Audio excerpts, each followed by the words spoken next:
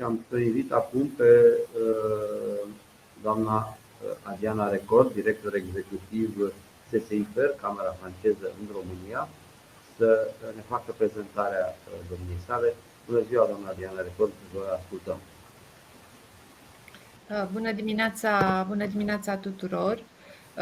Am să fac prezentarea în limba franceză pentru a permite traducătorilor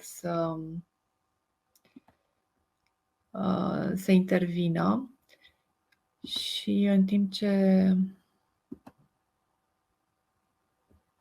o caut.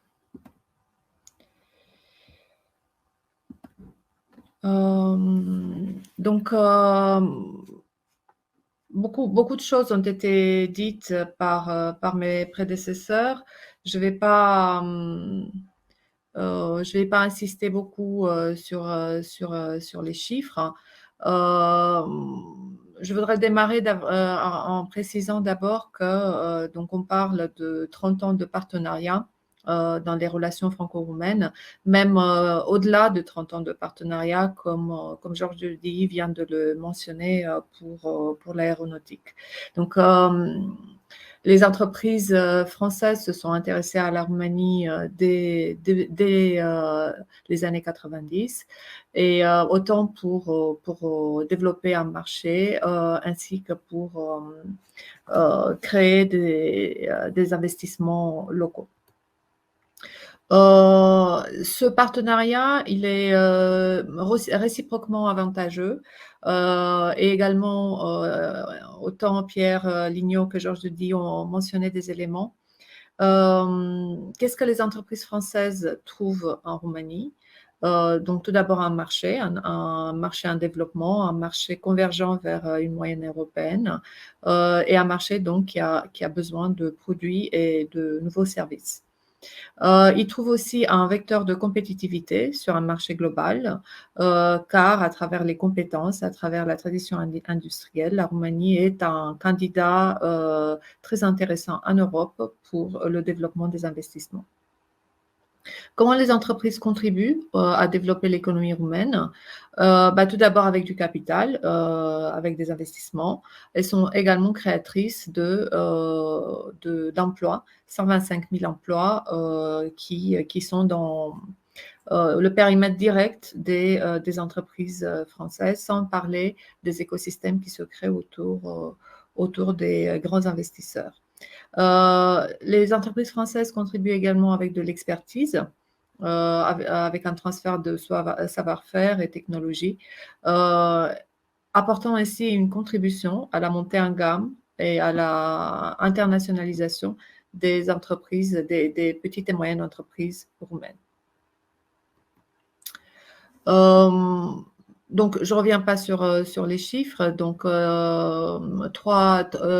troisième investisseur français en Roumanie après l'Allemagne et l'Autriche, troisième client après l'Allemagne et l'Italie, sixième fournisseur après l'Allemagne et l'Italie, la Hongrie, la Chine et la Pologne. Aujourd'hui, les investisseurs français représentent 125 000 emplois créés directs et un chiffre d'affaires cumulé de 17 milliards d'euros. Pierre Lignot a évoqué beaucoup de noms d'investisseurs français. Je voudrais juste préciser trois éléments supplémentaires. 50% des investissements français sont aujourd'hui en dehors de Bucarest. Bien évidemment, les sièges et les grandes entreprises sont basées à Bucarest sur des raisons d'accessibilité, proximité administrative, accès aux compétences. Mais la moitié des investissements sont en Transylvanie, en Moldavie, dans le sud de la Roumanie, ainsi de suite. 51% des investissements se retrouvent dans l'industrie, avec une très très grande majorité dans l'industrie automobile. 33% dans la grande distribution. Le retail français est arrivé en Roumanie dès très très tôt, avant les années 2000, avec beaucoup d'investissements, autant dans les infrastructures, dans les magasins, mais également dans les filières d'approvisionnement, dans la supply chain. Il Il y a bien sûr tous les grands investisseurs français qui sont présents. La majorité des grandes entreprises sont arrivées très tôt, donc entre les années 90 et les années 2000. Cette vague des grandes entreprises a été après suivie par une grosse vague de petites et moyennes entreprises qui se sont positionnées comme fournisseurs dans les écosystèmes de production. Aujourd'hui, nous sommes dans une quatrième vague, même une troisième vers une quatrième vague, celle des services. On voit des entreprises plus petites, voire des startups qui choisissent la Roumanie pour démarrer et qui sont orientées davantage vers les nouvelles technologies et les services. Pourquoi la Roumanie? Pourquoi la Roumanie attire des investissements en général, pas uniquement français? Donc, je reviens sur quelques points mentionnés précédemment. Donc, tout d'abord, les secteurs de tradition. On a vu l'automobile, l'aéronautique, des partenariats qui précèdent les années 90. Et ceci, en fait, offre le grand avantage de bénéficier d'une grande profondeur du tissu industriel et de continuer à le développer. Donc la Roumanie est le pays qui propose en Europe aujourd'hui la plus grande profondeur de ce tissu, la plus grande diversité de métiers, donc la plus grande diversité de fournisseurs et la capacité d'intégration locale importante.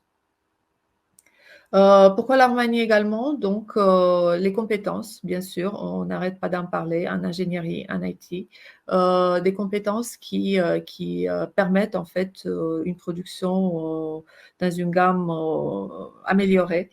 Et beaucoup d'entreprises ont installé d'abord des centres de production, mais assez rapidement ont développé des centres de recherche, des centres d'excellence, des centres d'ingénierie ou de test, qui sont aujourd'hui des références au niveau international.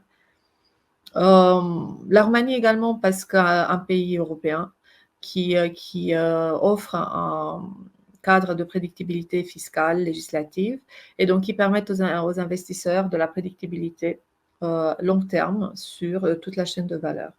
Et enfin, une proximité géographique, culturelle, linguistique, qui, corrélée avec les compétences, en fait, favorise notamment le développement récent de centres de services. Donc, quelles sont les dernières tendances en termes d'investissement? Tout ce qui relève de l'identification de fournisseurs et toutes les entreprises roumaines en fait qui aujourd'hui deviennent de fournisseurs des entreprises françaises, soit qui sont déjà basées en Roumanie, soit qui sont basées en France ou ailleurs, donc montent en gamme automatiquement parce qu'elles doivent passer par des processus de certification, acquérir de nouvelles compétences, de nouvelles technologies, et donc ça leur permet en fait de accéder à des marchés globaux. Une autre tendance, c'est les services, comme je disais, notamment dans l'industrie et la technologie, également les centres de services partagés. Et nous avons également vu beaucoup de demandes récemment d'études de marché qui relèvent de l'évolution en fait des comportements de consommation, des profils consommateurs en Roumanie. Comme je disais, c'est une économie qui est convergente vers la moyenne européenne et donc qui avance avec une sophistication en fait de sa consommation. Donc, quelles sont les opportunités aujourd'hui? Quelles sont les opportunités et quels sont les défis que la Roumanie offre aux investisseurs? Donc, dans l'industrie et l'informatique, toutes les opportunités liées à la relocalisation. Dans le cadre de la résilience européenne, la Roumanie est un candidat très sérieux pour attirer ces nouveaux investissements qui cherchent à avoir une continuité de business et logistique avec leurs clients et leurs fournisseurs européens. et on voit de plus en plus d'entreprises en fait qui reviennent depuis l'Asie pour installer des facilités de production ou de services en Europe. Et donc, comme je disais, l'Arménie peut représenter un candidat important.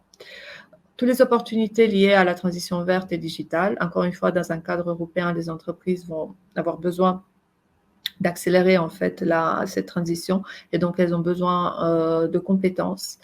Et la France a beaucoup de compétences à proposer et de l'expérience dans ce sens. Et enfin, l'infrastructure. Et ici, on ne parle pas uniquement d'infrastructure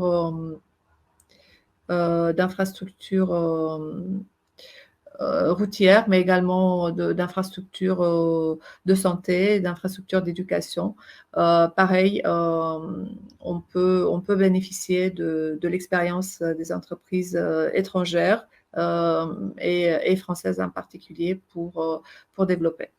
Quels sont les défis de cette attractivité? C'est des défis globaux. C'est pas très spécifique à l'Arménie, mais n'empêche que ça impacte l'attractivité. Donc, on parle du coût de l'énergie, on parle de l'accès aux matières premières, aux composantes, aux matières de construction, ainsi de suite. Et le déficit de compétences. On est en Europe sur un déficit assez global de compétences. En Roumanie, on estime ce déficit de compétences à 20%. Avant la crise, avant la crise sanitaire, c'était le principal frein d'attractivité de la Roumanie. Aujourd'hui, les choses sont peut-être un peu plus relatives, mais on anticipe que ça va revenir assez rapidement. Voilà les quelques éléments que je souhaitais vous partager en complément de ce qui a été dit par mes prédécesseurs.